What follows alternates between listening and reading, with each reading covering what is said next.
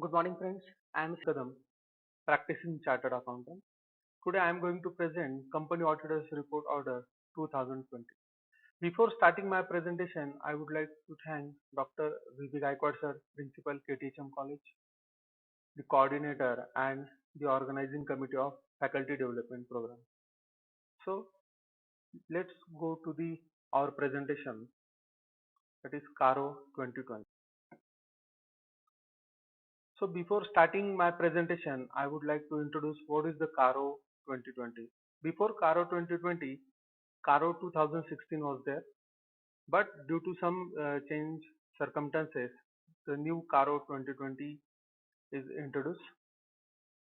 New CARO 2020 was applicable from 1st April 2019, but due to COVID-19 situation, it is applicable from 1st April 2020. So just go through the what is the CARO 2020. CARO 2020 is a new format for issue of audit report. So CARO 2020 is nothing but it is a audit report which is giving some additional information of the company,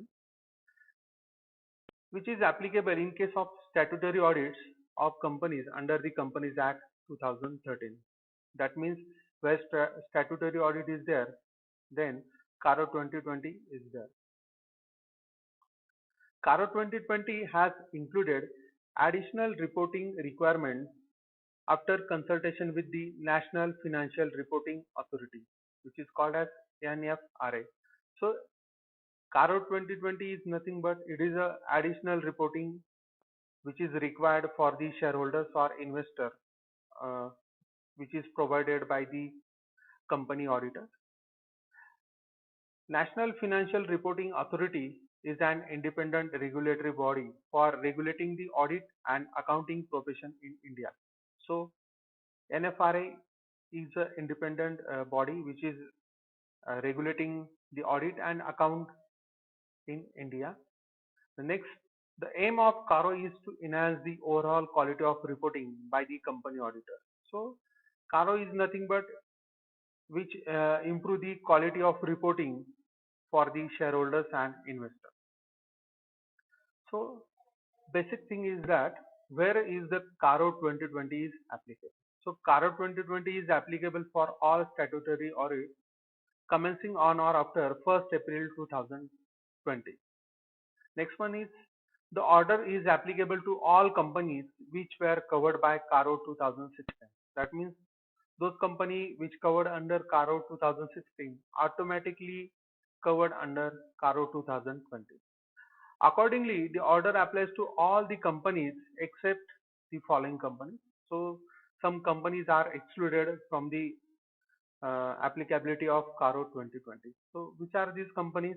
First one is one person company is totally excluded from CARO 2020. Second one is small companies. Small company means the companies with paid up capital is less than or is equal to 50 lakhs and with a last reported turnover which is less than or equal to rupees 2 crore, which is called as small company where the CARO is not applicable. Next one is banking company.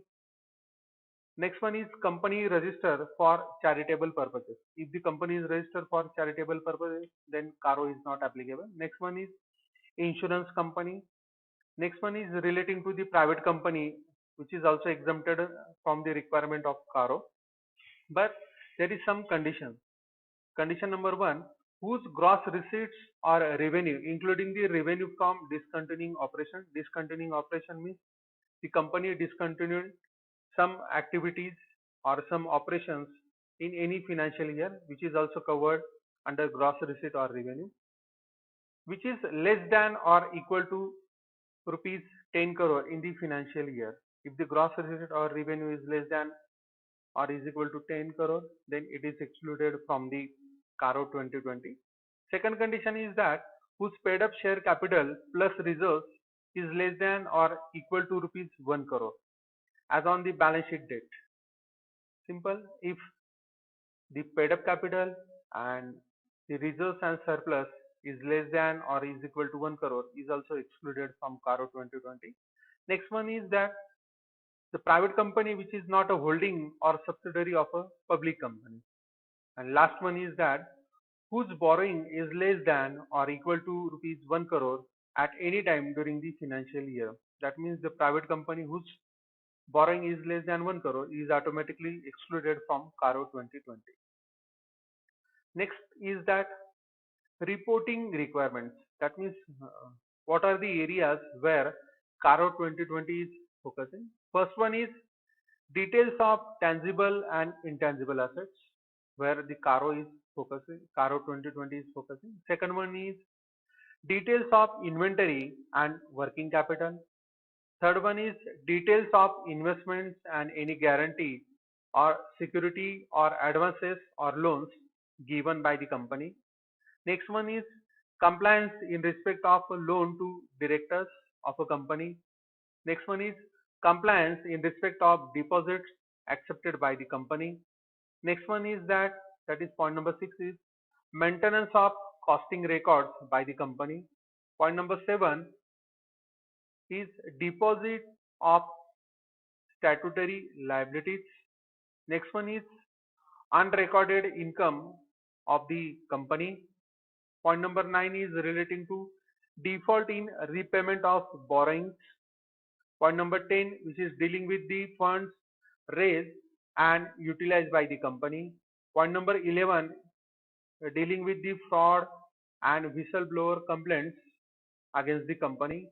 Point number 12 is relating to the compliance by needy companies. Point number 13 is relating to the compliance on transaction with related parties of the company. Point number 14, which is dealing with the internal audit system of a company. Point number 15 is dealing with the non-cash dealings with directors of the company. Point number 16 is dealing with the registration under section 45IA of Reserve Bank of India Act 1934. Point number 17 is relating to the cash losses during previous financial year or current financial year of the company.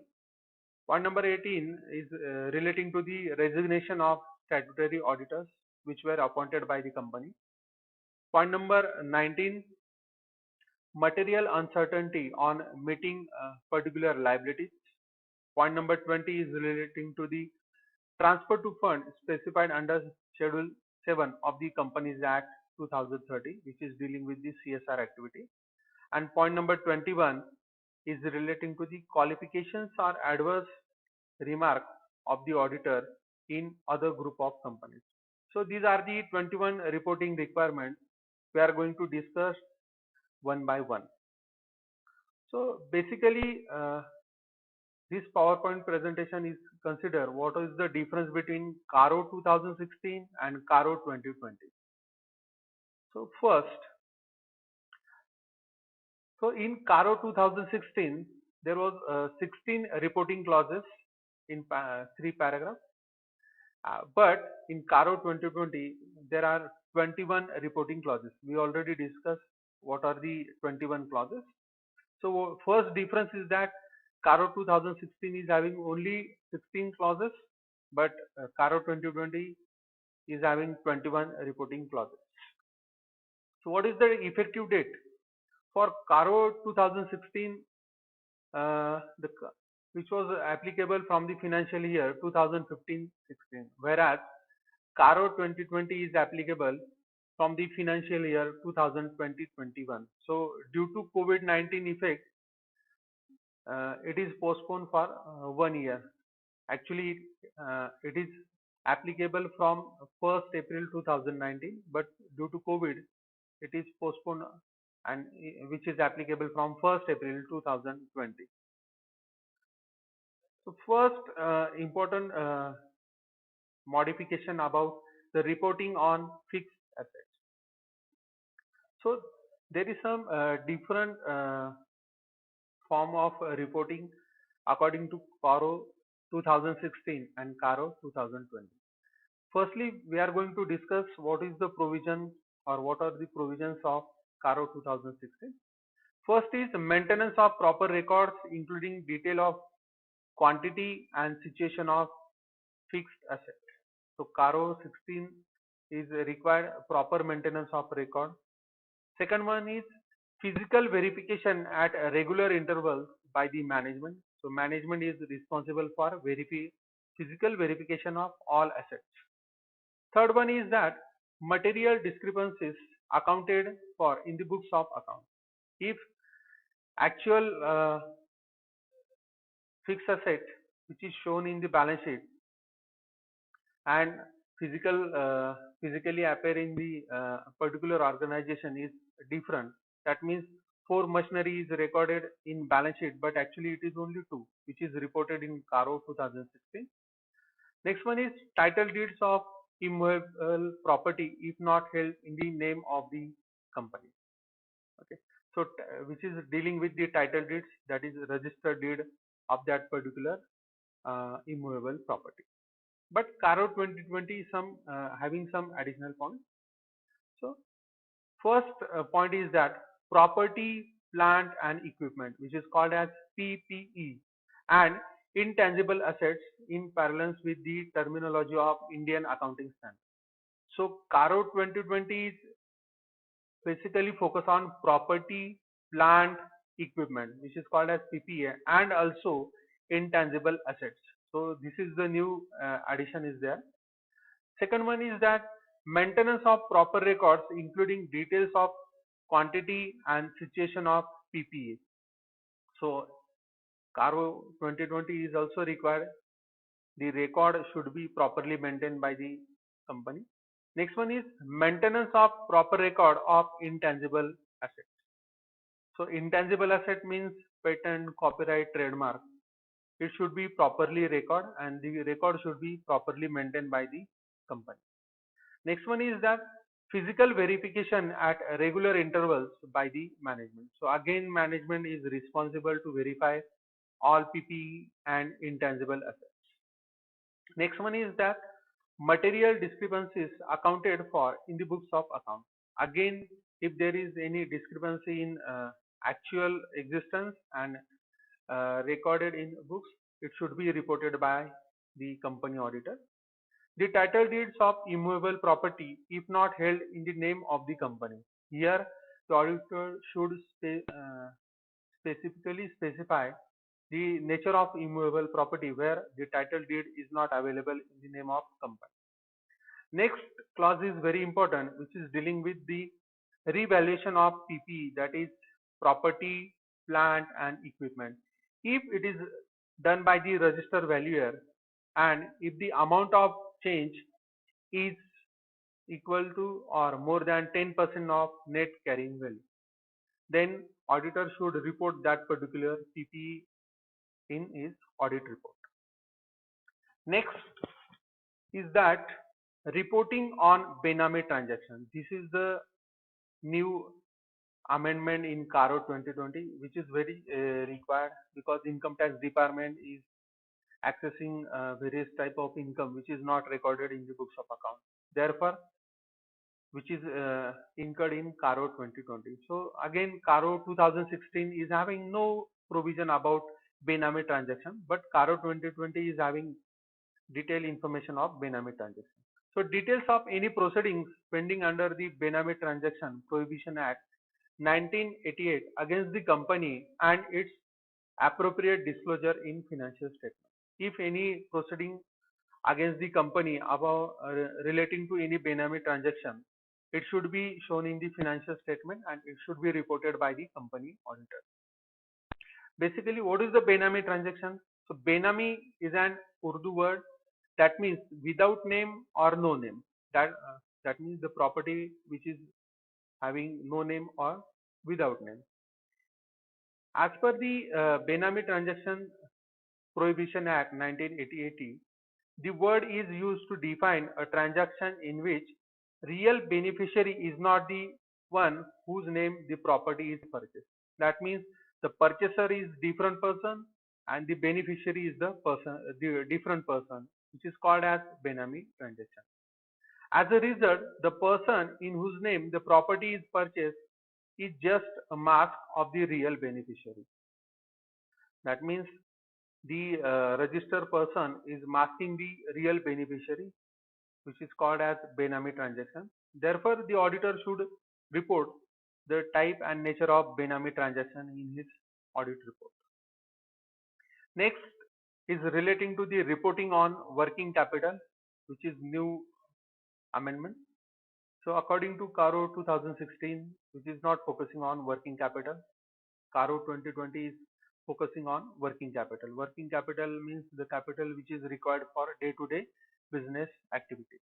If the sanctioned working capital limit in excess of rupees 5 crore from banks or financial institution on hypothecation of current assets. So therefore the working capital limit in excess of 5 crore which is taken by the company from various banks or financial institution, it should be reported in audit report. If quarterly returns filed with banks or financial institution are in conformity with books, so it is the duty of company auditor to verify what is the data reported to the various banks or financial institution is matching with the books of account which is reported to that particular auditor. So he should verify that particular feature. Next one is very important, reporting on investments, loans and advances given, which is somewhat modified and it is vast. So sometimes the company is providing some advances or loans to various parties.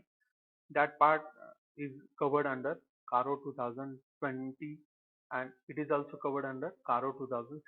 So what is the provision of CARO 2016? The terms and conditions of loans are not prejudicial to the interest of company. So it is the duty of auditor to verify the terms and conditions should be beneficial to the company. Second one is that whether the repayment is in order, that means the person to whom the loan or advances is given is paying that particular amount within stipulated time. Next one is loans outstanding for more than 90 days and their recovery position. If the loan is outstanding for more than 90 days, the auditor should verify what is the position about that particular loan and advances. Next one is whether section 185 and 186 of the Companies Act have been complied with, which is dealing with the loan and advances. Whether it is properly complied or not, it is the duty of company auditor.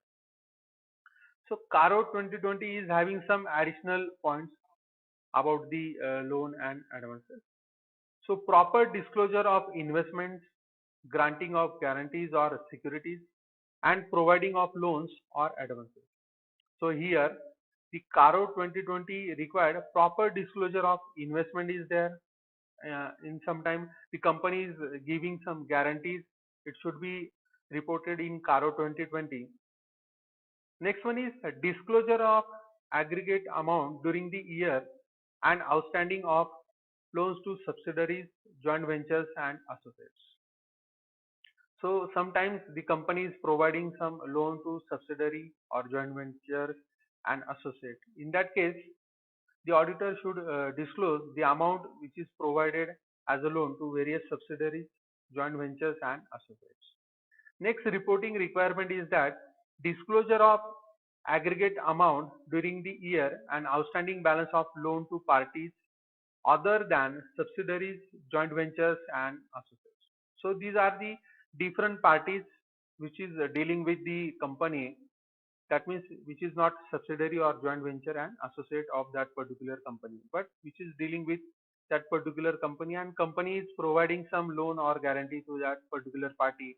The auditor should disclose that particular amount during the previous financial year. Next one is the terms and conditions of loans are not prejudicial to the interest of company. This is the duty of auditor to verify the terms and conditions of the loan and advances, whether it is beneficial or prejudicial to the company. Next one is that whether the repayment is in order, that means to whom the loan is provided or guarantee or any advances is provided is making payment in proper order. Next one is same as CARO 2016, that is loan outstanding for more than 90 days and their recovery position. Next one is whether section 185 and 186 of the Companies Act have been complied with. This is the duty of company auditor, same as per CARO 2016. Next one is new one. In case of loans or advances repayable on demand, that is when the company is demanding that particular loan or advances, it is repaid by that particular person without any terms or period of repayment. Specify the amount of such loan given to the promoters and related parties. So this is the duty of auditor, where the company is providing any loan or advances which is repayable on demand. It may be to the promoters or it may be to related parties of that particular company. In case existing loans falling due during the year have been extended, renewed, replaced with fresh loans, the auditor should specify the aggregate amount and the percentage of such loans. That is the renewal of previous loan is also covered under CARO 2020. That means companies giving some loans or advances to any party and which is again renewed in current financial year. It also reported by the company auditor. Next one is relating to the reporting on deposits. According to CARO 2016, for deposits accepted by the company, whether RBI's directives and section 73 to 76 have been followed. When company accepting deposit from the outsider, it is the duty of the auditor to verify whether the company is having that particular authority to accept that particular deposit and also verify the section 72 76. In order to or in order is passed by the court or any other tribunal like RBI, CLB, NCLT, etc. Next one is that whether any non-compliance is noticed and specify the nature of contravention. If auditor notice some default in repayment of deposit, it should be reported in CARO 2016. So CARO 2020 is having one new terminology. What is this? Just go through the CARO 2020. For deposits accepted by the company or deemed deposits, so CARO 2020 covered the deemed deposits, whether RBI's directives and section 73 to 76 have been followed. So it is the duty of auditor to verify deposits and deemed deposit according to the RBI directives. If an order is passed by the court or any other tribunal like RBI, CLB, NCLT, etc., that is company law board or company law tribunal, passing any order against the company, it is the duty of auditor to report in audit report. Next one is whether any non-compliance is noticed and specify the nature of contravention. It is the same like CARO 2016. Next is relating to reporting on transaction not recorded. So this is very important. That means companies not recording any nature of transaction or any amount in the books of account. So this is the new amendment. So CARO 2016 is not having any such type of provision. So what is the provision according to CARO 2020? So auditor should verify, are there any transaction not recorded in the books of account but disclosed as a income in the income tax proceeding or assessment. That means the income tax officer identified some amount which is the income which is not recorded in the books of account. In that case, proper disclosure of such unrecorded transaction has been done or not. So auditor should verify that nature of amount, the proceedings against the company by the income tax department, and it should be reported in CARO 2020. Next clause is relating to the reporting on defaults in repayment. That means company is defaulting in repayment of any type of loan. So CARO 2016 is dealing with the The details of period and amount of default in respect of repayment of loans or borrowings to any bank or financial institution. It also covered government or debenture holders. So CARO 2016 is basically dealing with any default by the company in repayment of loan to any bank or government, financial institution or even debenture holders. But CARO 2020 is having some elaborate provision.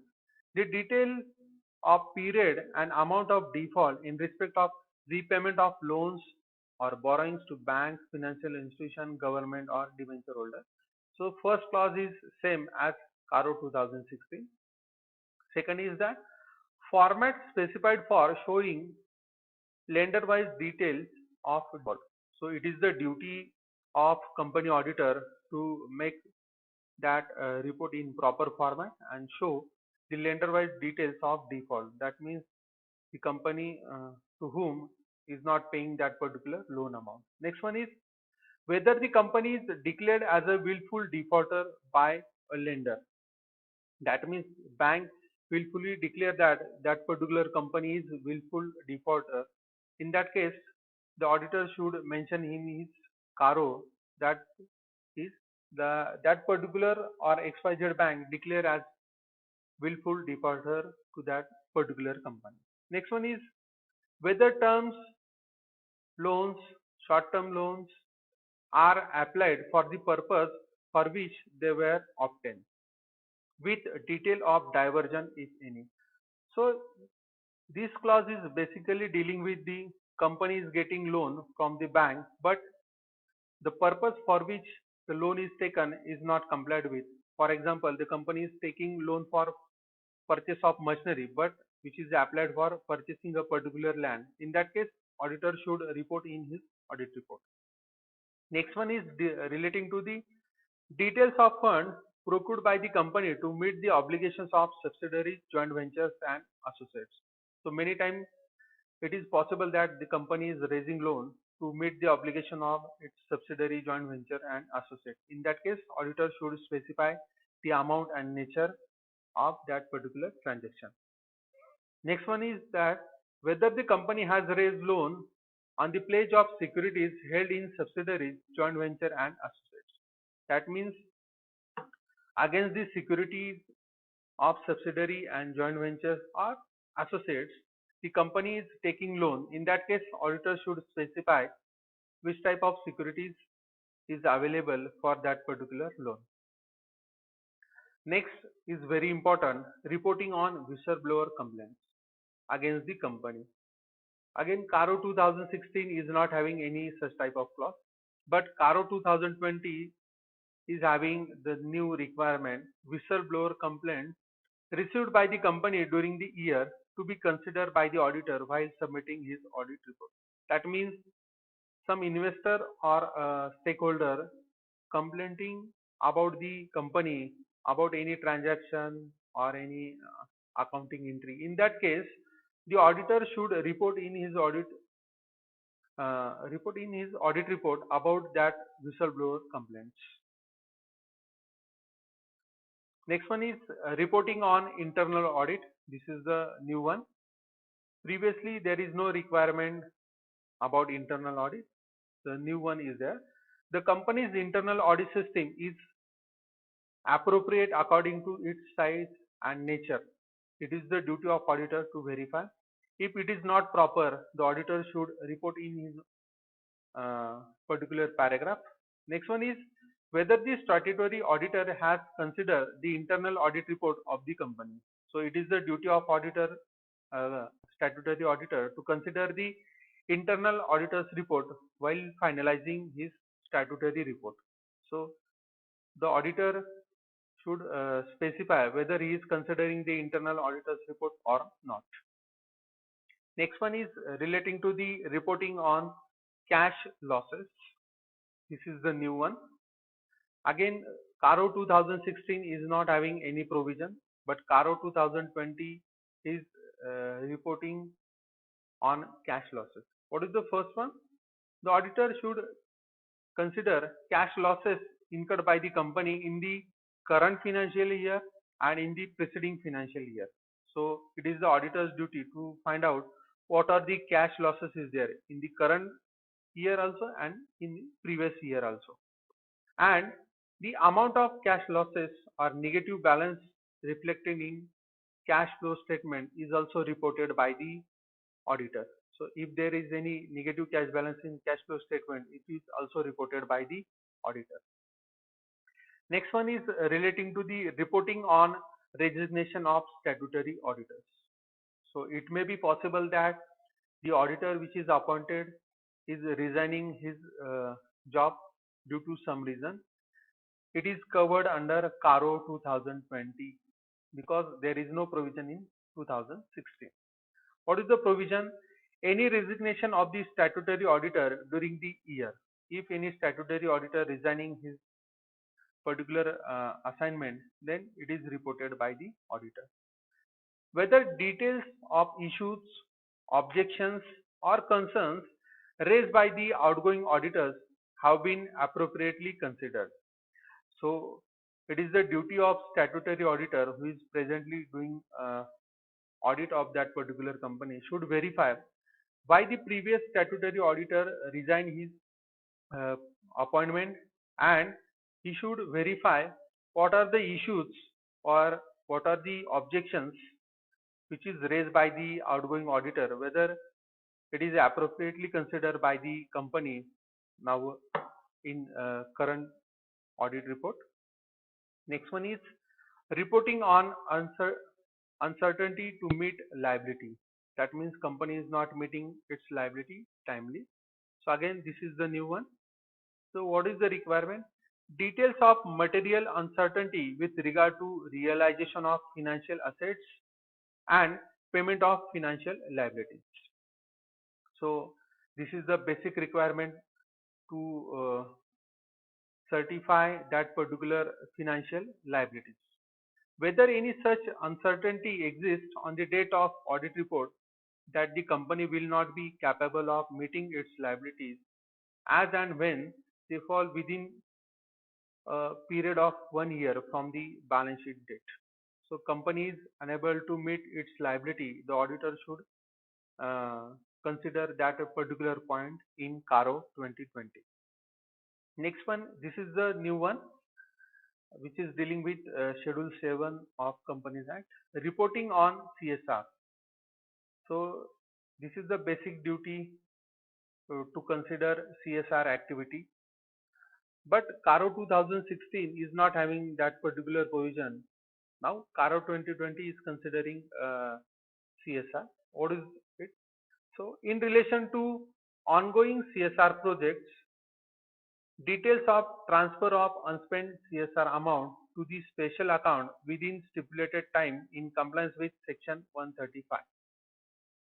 So auditor should basically find out what is the ongoing CSR project and what is the amount which is transferred to special account within the stipulated period of time for compliance of section 135. For CSR projects other than ongoing ones, details of transfer of unspent CSR amount to the fund specified in Schedule 7 within stipulated time in compliance with section 135. So CSR project may be ongoing or other project may be there, but if the company is transferring any amount to special account, it should be according to the section 135. It is the duty of company auditor. Next one is reporting on inventory. So physical verification at regular intervals by the management, it is the duty according to CARO 2016. Second one is material discrepancies accounted for in the books of account. That means actual inventory as per books of account and actually existed in the particular go down is different. In that case, auditor should comment in that particular matter. So CARO 2020 is dealing same provision 1 and 2, that is it should be physically verified by the management, and if there is any material discrepancy it should be reported. And what is the next one? Materiality is considered to be 10% or more for inventory items. So if the discrepancy is more than 10% of inventory value, then it should be considered as a material item and it should be reported in CARO 2020. Next one is reporting on statutory dues. There is no change in CARO 2020. But what is the provision relating to reporting on statutory duties? First one is the company is regularly depositing its statutory dues with authorities such as ESI, Provident Fund, Income Tax, etc. So it is the duty of auditor to verify. Second one is that if not regular, statutory dues outstanding for more than 6 months as on the last date of the financial year should be disclosed. So it is the duty of auditor to identify that statutory dues and it should be reported in audit report. If any taxes have not been deposited because of any pending dispute, disclosure on the amount of such dispute and the forum where the litigation is ongoing. If, for example, if there is any pending case about Provident Fund, in that case the company is not depositing that amount, the auditor should specify due to litigation the company is not deposited that particular amount in Provident Fund. It is the duty of auditor. Next one is reporting on fraud. So fraud is very important in audit report. So it is the duty of auditor to specify or report a particular fraud. So according to CARO 2016, any fraud by the company or its officers, employees, which has been noticed during the financial year. So it is the duty of the auditor. If any uh, fraud is there, it should be reported in audit report. Second one is the nature and amount of fraud involved. So what is the amount of fraud and what is the nature of transaction where fraud is committed? It should be reported. So according to CARO 2020, two clauses are same. Only one additional modification is there. Whether any report in Form ADT 4 has been filed by the auditor with the central government in relation to suspected offence. If there is any suspected offence, it is the duty of auditor to file Form ADT 4, and auditor should specify in his audit report there is Form ADT 4 has been filed with the central government about the suspected offence. So again, next one is cost record. There is no change. According to CARO 2016, if maintenance of cost record is specified by the central government under section 148 of the Companies Act 2013, whether such amounts and the cost record have been maintained or not by the company, it is the duty of the company auditor to specify in CARO. Same provision in CARO 2020. Again, if company is not maintaining record, then auditor should specify the nature of stocks or the record of cost. Next one is relating to the reporting on managerial remuneration, which is totally omitted in CARO 2020. According to CARO 2016, whether managerial remuneration is paid after taking requisite approval defined under section 197. So it is the duty of auditor to verify the managerial remuneration is paid after taking that particular approval which is defined under section 197. Second one is that amount of unapproved remuneration and steps taken to secure its refund. If the company is paying any remuneration to particular managerial person, the proper steps to be taken by that particular company to take a refund of that particular amount should be reported in CARO 2016, but which is totally omitted in CARO 2020. Next one is reporting on public offer. So there is no change in reporting on public offer. CARO 2016 dealing with the Utilization of money raised through IPO or FPO for the unmarked purposes for which it was raised. So it is the duty of company auditor to verify whether the uh, IPO or FPO is properly utilized for particular purposes. In case of any delay and default in utilization, so details should be provided. So same provision in CARO 2020. So there is no change in reporting on public offer. Next one is relating to reporting on Nidhi company. So according to CARO 2016, maintenance of net own fund to deposit in the ratio of 1 is to 20 to meet out the liability. So own fund is 1 and the deposit is 20. It is the duty of auditor to verify this ratio. Second one is that maintenance of 10% unencumbered term deposit as specified in Nidhi rules. So it is the duty of company auditor to verify 10% amount whether it is maintained or not. CARO 2020 again having same two clauses, that is maintenance of 1 is to 20 ratio. Next, maintenance of 10% term deposit. Third one is different, that is whether there is any default in payment of interest on deposit or repayment thereof.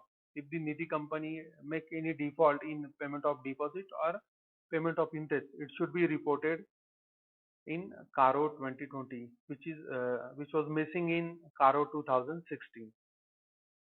Next one is reporting on Nidhi company, again some modification. Uh, whether all transactions with related parties have been made in compliance with section 177 and section 188. So if there is any transaction to related parties, the compliance of section 177 and 188 should be verified by the company auditor and it should be reported. Then appropriate disclosure in financial statement in accordance with accounting standard. So accounting standard required appropriate disclosure about the Nidhi company. In that case, auditor should disclose that particular matter. Next one is that registration under RBI. According to CARO 2016, whether registration has been obtained by the non-banking financial corporation liable to be registered under the RBI Act. It is the auditor duty to verify the registration, whether the company is having a registration certificate or not. Again, CARO 2020 having the same provision but some modification. First is same according to CARO 2016. Second one is conduction of any NBFC activities without holding a valid certificate of registration. So if the company is conducting any activity without any valid certificate from the RBI, it should be reported by the company auditor according to CARO 2020 for prevention of defrauding that particular investor. So this is very important nowadays. That means company auditor is certifying that particular transaction and checking that RBI certificate. Next one is that whether the company qualifies for a core investment company. So this is the duty of company auditor to verify whether the company qualifies for core investment company or not. Next one is the number of core investment companies if the group has more than one CIC. So auditor should verify the number of CICs in that particular group. Next is relating to the reporting on non-cash transactions. So non-cash transaction entered into with the directors or related person is within the limit provided under section 192. So non-cash transaction means it is only transfer entry where the cash is not recorded, only amount is recorded. Basically non-cash transaction is a journal voucher only one account is debited, another account is credited. In that case, it is the auditor's duty to verify is there any non-cash transaction is there. So there is no change in CARO 2020, but it is the duty of auditor to verify non-cash transaction. Okay. Sometimes non-cash transaction is modified into cash transaction in the next year. So it is the duty of auditor to verify is there any non-cash transaction is relating to any director of the company or any related person of that particular director. Next one is relating to the reporting on private placement or preferential allotment. There is no change. The auditor, according to CARO 2016, the auditor should verify private placement or preferential allotment made by the company in accordance with Section 42 and Section 62. Sometimes company is making some preferential allotment. It is the duty of auditor to verify it is accordance with the Section 42 or and Section 62. Whether the amount raised has been utilized for the purposes for which it was raised. So it is the duty of the auditor to verify whether the purpose of preferential allotment and private placement is fulfilled or not. So same provision in CARO 2020. Next is relating to paragraph number 4. There is no change. If CARO report to be annexed with the auditor's report, that means CARO is there, auditor's report is there, and auditor's report contains any unfavorable or qualified remarks, the auditor shall state the reasons for his opinion. So it is the duty of auditor to specify the remark about qualified opinion and unfavorable opinion about the audit report. So it is the duty of the auditor, if there is CARO is there and auditor's report is there, to verify that particular remarks and give his opinion about that particular remark. So there is no change in CARO 2020. Next one is details of title deeds as prescribed under CARO 2020. Again, this is the new one. CARO 2016 is not having any information about title deeds, but CARO 2020 is having information. What is it? So it is having description of property. Next one is gross carrying value. Description of property means whether it is land, whether it is building, whether it is machinery, it should be specified. Then gross carrying value, what is its purchase price according to the accounting standard, held in the name of company or whether in the name of promoter, whether in the name of director or their relative, or whether in the name of employee. It should be reported by the auditor. So the title deed should be verified by the auditor, and it should be mentioned whether it is registered on the company, in the name of company, or promoter, director, or their relatives. Next is relating to the period held, that it indicates the range where appropriate. That means during the 12 months, only for 3 months the property is held by the director on his name, and after 3 months it is registered in the name of company. That particular period or range should be reported by the auditor. Next one is related to the reason for not being held in the name of company. Sometimes the title deed is available for verification, but the title deed in the not available in the name of company. In that case, the company auditor should also indicate the reason. It may be due to some dispute. In that case, auditor should certify that particular dispute is pending in the court of law. Therefore, that particular title deed is not available in the name of company. Next is relating to the details of default in repayment as prescribed under CARO 2020. This is the new one. What is the provision of CARO 2020? Nature of borrowing including debt security. So it is the duty of auditor to specify the nature of borrowing. Next one, the name of lender. That means lender wise details to be provided in case of default to banks, financial institution and government.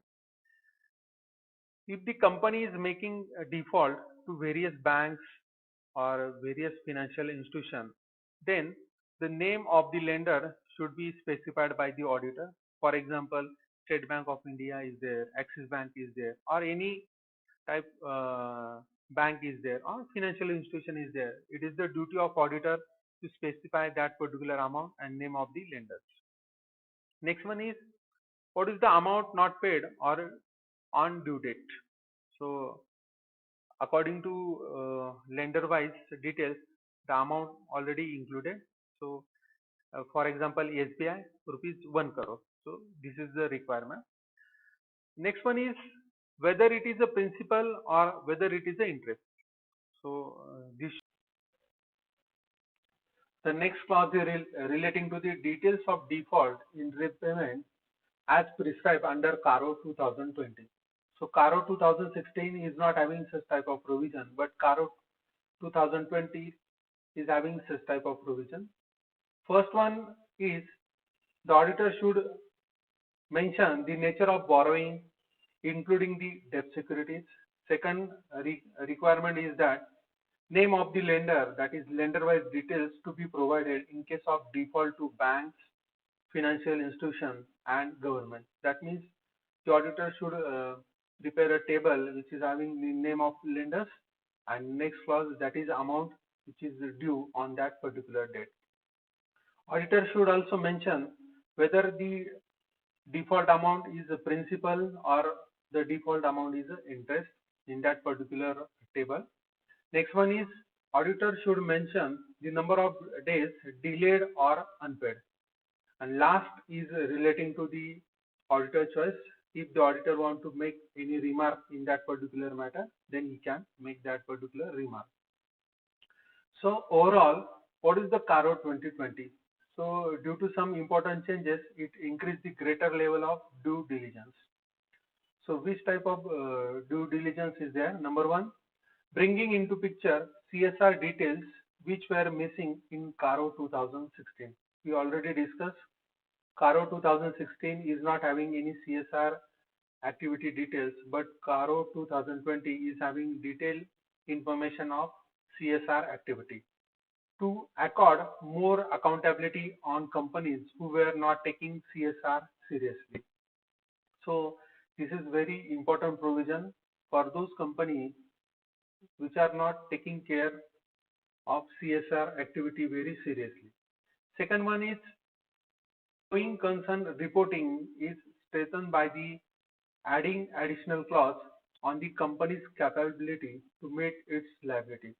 We already discussed the CARO 2020 is checking the capability of the company about the repayment of liability. It automatically checking the going concern concept. Next one is consideration of the issues of the previous auditor. So which type of consideration is there? That means the previous auditor resigning his particular appointment, which is discussed in CARO 2020. Next one is separate reporting of negative cash losses visible in the cash flow statement. So special disclosure is there in case of CARO 2020 in case of negative cash balances. Next one is relating to the activities carried out by NBFCs or HFCs without valid certificates. That means company without taking the RBI's permission and RBI certificate carrying out any activity, it is reported in CARO 2020. Next one is disclosure on the work of internal auditors.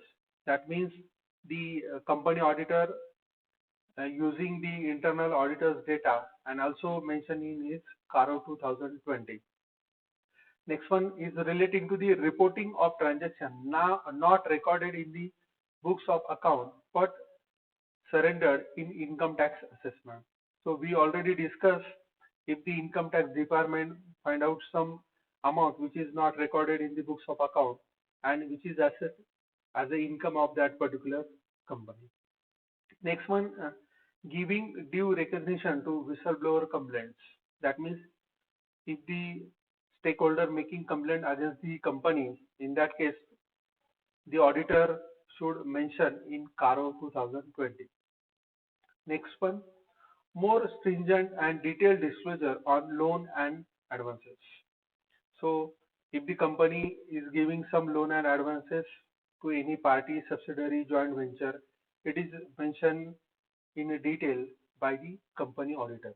Last one is, second last is defining material discrepancies in inventory values and PPE values, that is fixed asset and inventory value, if there is any discrepancy which is reported in CARO 2020. And last one is compliance by companies who have been sanctioned working capital limits in excess of rupees 5 crore.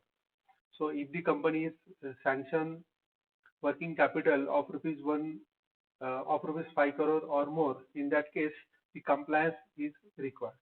So thank you for giving me the opportunity for this FDP